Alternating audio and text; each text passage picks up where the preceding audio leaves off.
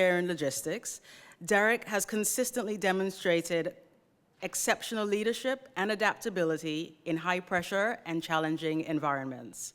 His strategic vision and operational excellence have positioned him as a pivotal figure in fostering cross-cultural business collaborations. A proud veteran, Derrick served 10 years in the British Army, where his exemplary service earned him 2 prestigious tour medals, the Afghanistan Service Medal and the Queen's Jubilee Medal. This military experience instilled in him a strong sense of discipline, resilience, and commitment to excellence, qualities he brings to his role as president of the Ghana-Jamaica Chamber of Commerce. Derrick's leadership is dedicated to strengthening economic and cultural ties between Ghana and Jamaica, driving innovative solutions and promoting sustainable growth for businesses and communities across both nations. Derrick, please come to the stage.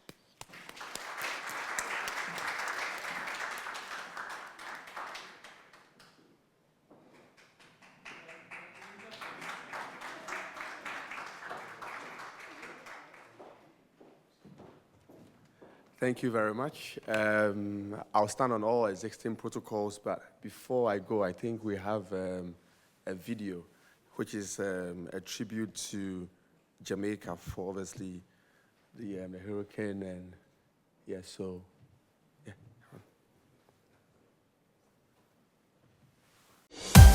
Jamaica, home of the resilient, passionate and hard-working. A people and a nation who have achieved and defied all odds, working to keep their economy growing, their country thriving, from investments made in innovative opportunities and exports demanded globally. We have a vision, now within our grasp, where Jamaica becomes the place of choice to live, work, raise families, and do business. We will not let go of this vision. We will grow. We will overcome these challenging times and look to the future with hope and positivity. These are special times. The world as we know it has changed, but home will always be in our hearts. And in Jamaica, you can always find a home. Think you know Jamaica? Look again. You will be surprised. Thank you very much. I think, first of all, let me say a very big thank you and heartfelt to the chairman of ACSIS. I think he's done an amazing job. I think he deserves a round of applause, please, David. And obviously, I must say his incredible team as well. They deserve a round of applause for doing this today. For me, it's truly an honor to serve alongside an incredible organization team and many brilliant speakers here today, as I can see, have said a lot of things which I believe basically I probably wouldn't have to go over, because at the end of the day, we believe that the future is in Africa and the Caribbean. So without further ado, I think I'll go over to the slides and then just, Yes. So we can see these 2 amazing people here, which are my inspiration, the likes of Dr. Kwame Nkrumah and Marcus Garvey. I think we all know them. And it says it there, Marcus Garvey, a people without the knowledge of their past is like a tree without its roots. So what legacy did these 2 people leave? I mean, Marcus Garvey from Jamaica, Pan-Africanist, I mean, what he set up and everything, an amazing guy, and Kwame Nkrumah.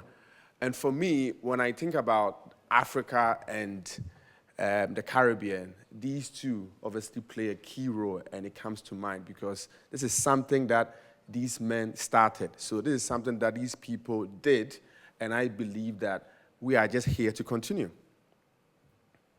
So Marcus Garvey dreamed it in Jamaica, and Kwame Nkrumah built it in Ghana. That's what we have it. So Marcus Garvey started something, obviously with the Black Star Line. Kwame Nkrumah also did it with Black Star Line as well. And both, obviously, as we said, understood a divided diaspora is controlled diaspora, but a united diaspora is unstoppable.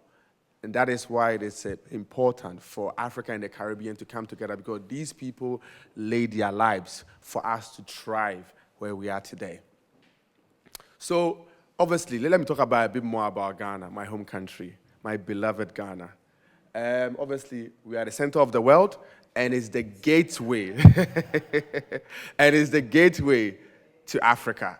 So before you come to Africa, please, you need to visit Ghana for the very first time. And obviously, Zambia as well. It's a great country, and I hope that since the High Commissioner is here, I'll be getting an invitation to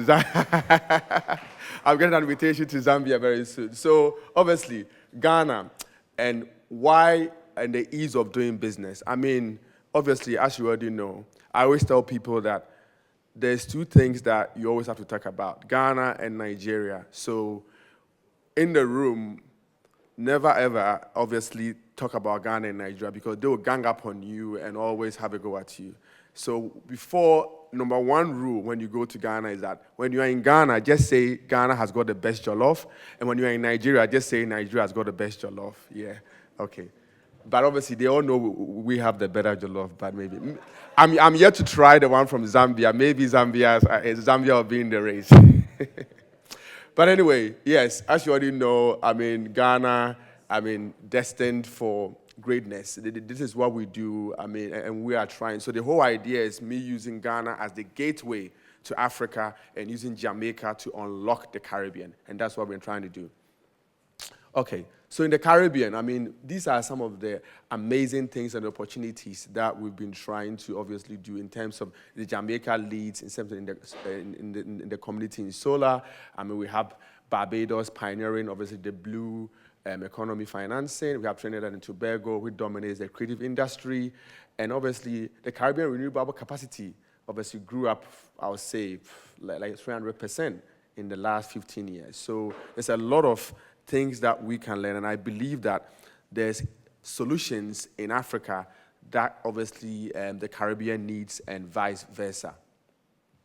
So where lies the real opportunities? Well, here we go. We have the renewable energy and the climate tech. We have the agro-processing and blue economy, and obviously the fintech and the creative industry. These are amazing things that we have. And I remember 2 years ago when I first went to Jamaica, I realized that they didn't have mobile money. Mobile money in Ghana, I mean, even in Kenya, it's a big deal. And I feel like it's a real opportunity for us to be able to take mobile money into the Caribbean. And obviously, there's a lot of services as well in terms of Ghana can learn a lot. I mean, the brand Jamaica, probably one of the, it's not as big as Ghana, but they scream and they shout a lot. I remember the first time when I went there, I realized that we can learn a whole lot from them in Ghana, because Ghana has got everything. We have all the, we have all the slave castles, we have all the gold, but we are not shouting enough. So from our point of view, we can learn from our brothers and sisters in the Caribbean and see how they build tourism and how they get it done, which is another amazing thing.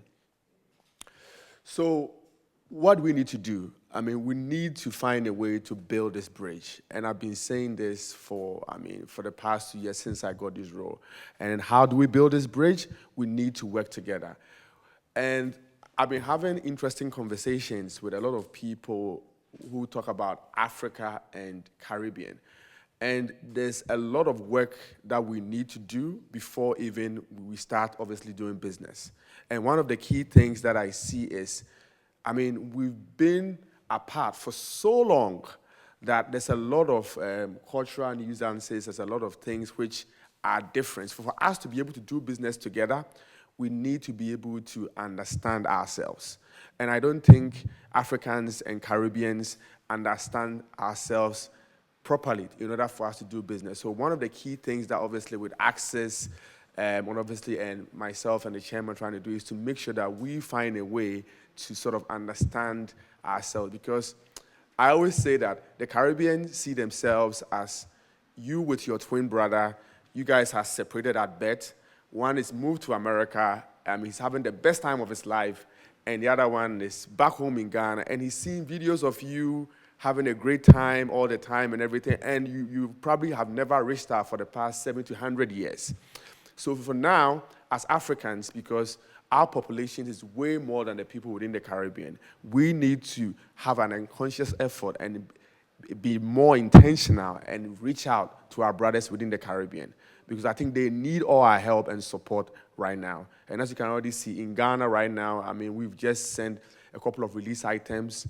The Ghana president just announced sending a few soldiers to go and help with relief items. So Africans need to make that conscious effort to reach out to our brothers and sisters. And I think with that, it will make, obviously, the Caribbean people understand how and what we are thinking. Because there are a lot of people, even in Ghana, who don't even know a lot about Jamaica and the rest of the Caribbean, because these are things that we don't usually learn in schools. And even with them, I mean, I remember when I first went to Jamaica for the first time, people were excited. They hear about us, they hear about the Ashanti King and all these people and stuff like that, but they are never able to connect. And there's a lot of issues and problems happening at the moment. So this year, I mean, it will be the beginning of some exciting things. Next month, we have a chartered flight heading to Jamaica, Barbados, and Trinidad, I think, with Air Peace. And we are looking at having the next probably chartered flight maybe happening somewhere in March between Ghana and Jamaica for the very, very first time, which I think will be ideal in terms of doing business. Because I feel where there isn't any connectivity, then it becomes difficult for us to travel from, let's say, Ghana to Jamaica, even though Ghana is now visa-free with a lot of these countries in the Caribbean. We still have to go through the UK or the US. So there's always constraints, and vice versa them as well. And we always need a transit visa. So there's a lot of these concerns that are always a big issue when it comes to doing business or reaching out to our brothers and sisters. And I believe that that's one of the things that we need to work on, work with the government agencies, work on our various high commissioners to be able to make us a step closer to our brothers and sisters. So now, to my baby, which is the Ghana Jamaica Chamber of Commerce, which was born 2 years ago. So 2 years ago, I had never been to any Caribbean island in my life. And this is, I mean, for me being in the British Army, I had been to over 45 countries, and I had never been to anywhere in the Caribbean. So I was playing golf one day with the honorary consul for Jamaica, and he was like, "Have you been to Jamaica?" And I was like, "No." So the first time I went there was 2 years ago in August, and I fell in love with Jamaica. Then I was asked to set up, obviously, the Ghana Jamaica Chamber of Commerce. And what do we do? What we do is simple. We use Ghana as a gateway to Africa, and you use Jamaica to unlock the Caribbean. And this is just simple because I feel like for us to be able to start to do what we are trying to do, we need to be able to connect with the right people at the right time. And in the chamber, we do three things. We provide the right access, we provide the right connections in order for people to do trade. So these are the three key things that we are able to do with the chamber.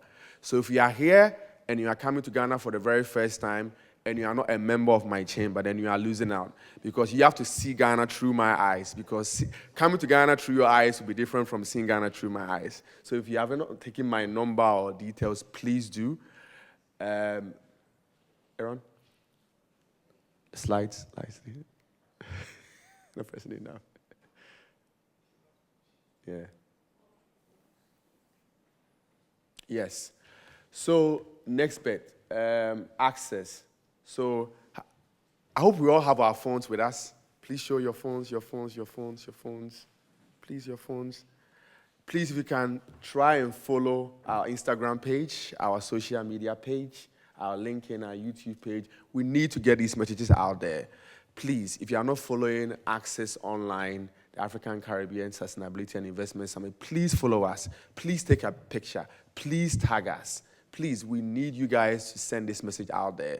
We are also live on YouTube as well, so all what is happening today obviously is recorded and can be played and obviously be played back again. So I believe that there's a lot of important things that we have to do in order to be able to connect with each other. I need your help here. So we're going to do something interesting here because I think everybody's a bit quiet. And that's something that I don't like a quiet room. We're going to do something interesting. So,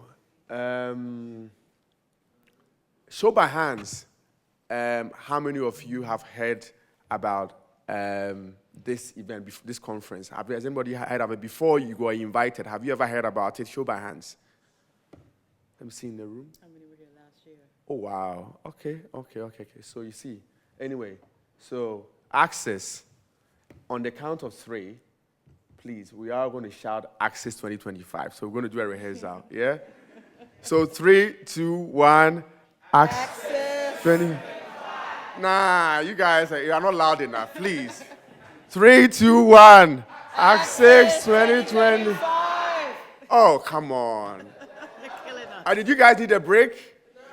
Okay, I'm going to give you a break for the last time. ACSIS 2025 on 3, 2, 1.